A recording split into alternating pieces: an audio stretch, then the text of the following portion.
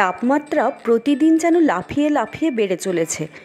বাইরে যারা কাজ করছেন তাদের কথা তো ভাবতেই পারছি না, আর বাড়ির ভেতরে যারা আছি তাদের অবস্থাও কাহিল। শরীরে জলের যোগান রাখা খুবই জরুরি। ডাক্তারবাবুরাও তাই বারে বারে বেশি করে জল খেতে বলছেন। তাই জলের যোগানের সাথে সাথে কিছু ঠান্ডা পানীয় বাড়িতেই বানিয়ে রাখতে পারেন। এতে শরীরও ঠান্ডা থাকবে, আর দোকানের কেমিক্যাল আর অতিরিক্ত চিনি মেশানো পানীয় থেকে অনেক ভালো। আজ তাই দেখাবো কম চিনি দিয়ে আর কোনো রকম রং না মিশিয়ে একেবারে দোকানের স্বাদের ফ্রুটি বানানো।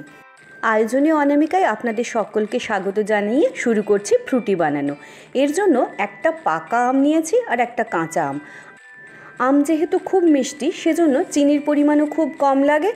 চাইলে আপনারা মিছরির ব্যবহারও করতে পারেন। আমটাকে কেটে এর ভেতর থেকে আমের শাঁসটাকে প্রথমে বের করে নিচ্ছি।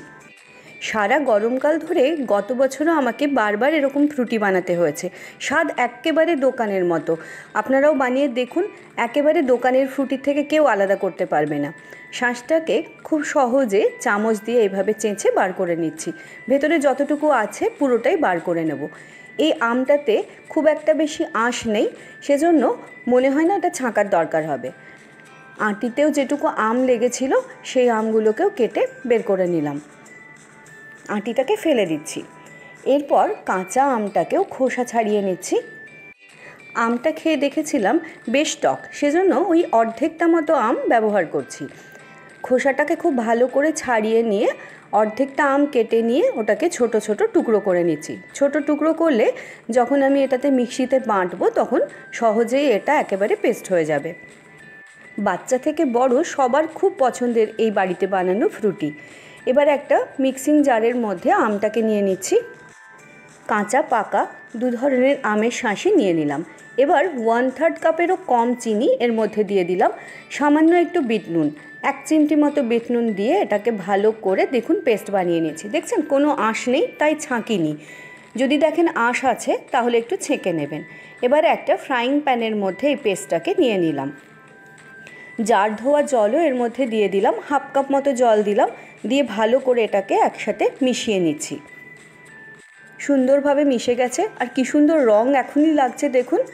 এবারে এটাকে গ্যাসের ওপর চাপিয়ে দিলাম, আর মিডিয়াম টু লো ফ্লেমে 3 থেকে 4 মিনিট এটাকে সমানে নাড়াচাড়া করে সামান্য একটু এর জলটাকে কমিয়ে নেব।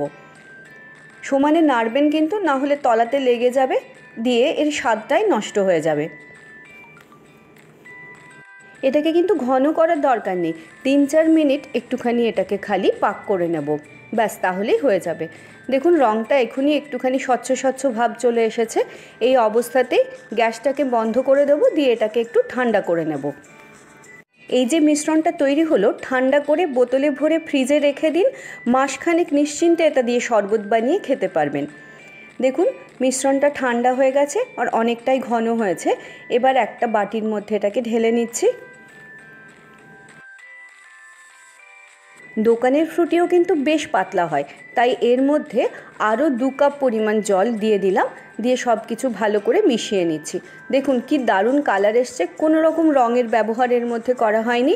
একেবারে দোকানের স্বাদও। খেয়ে দেখবেন, বাচ্চারা তো ভীষণ পছন্দ করে। এবার এই মিশ্রণটাকে আধ ঘন্টার জন্য ফ্রিজে রেখে দিলাম ঠান্ডা করার জন্য। বেশ ঠান্ডা হয়ে গেছে। এর মধ্যে আপনারা কিন্তু সোডাও মেশাতে পারেন, তবে ফ্রুটির টেস্ট পেতে চাইলে এইভাবেই খাবেন। তারপর গ্লাসের মধ্যে ঢেলে দিন, আর চাইলে এর মধ্যে বরফ কুচি দিয়ে দিন। ব্যাস, ছোট থেকে বড় সকলেই ভীষণ খুশি হবে।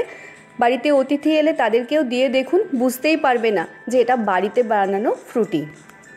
দেখলেন তো কত সহজে দুর্দান্ত স্বাদের ফ্রুটি তৈরি হয়ে গেল। আশা করি এই ফ্রুটি বানাবার সহজ রেসিপিটি আপনাদের ভালো লেগেছে। ভালো লাগলে লাইক করে দেবেন, আর সাবস্ক্রাইব করে আমার সাথে থাকার অনুরোধ রইল। সকলে খুব ভালো থাকবেন, সুস্থ থাকবেন। পরের দিন আবার চলে আসছি নতুন একটি রেসিপি নিয়ে।